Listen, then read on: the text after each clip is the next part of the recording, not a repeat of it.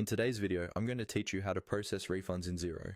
By the end of this walkthrough, you'll know exactly where to click, what to look for, and how to make sure the refund is recorded correctly in your accounts.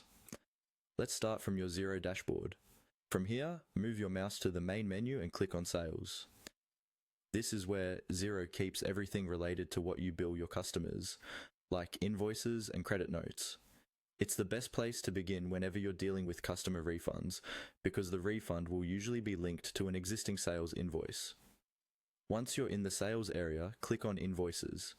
This takes you to a list of all your sales invoices in different stages, such as draft, awaiting approval, and awaiting payment.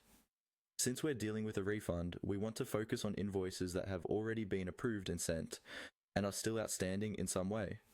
At the top of this page, you'll see different tabs or filters. Go ahead and click on Awaiting Payment.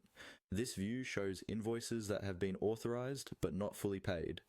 Often, a refund happens when a customer has overpaid or when a credit note has been applied and there's still a balance owed back to them, so this is where you'll usually find the related invoice.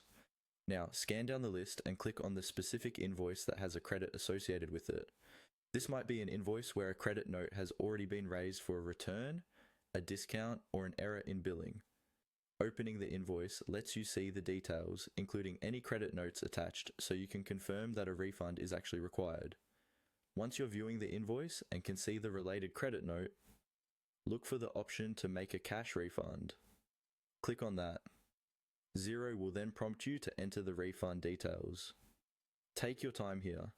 Select the correct bank account that the refund is coming from, enter the actual refund date, and make sure the amount matches the credit available. If you like, you can add a brief description or reference, such as the reason for the refund, to make it easier to trace later on. When everything looks correct, click on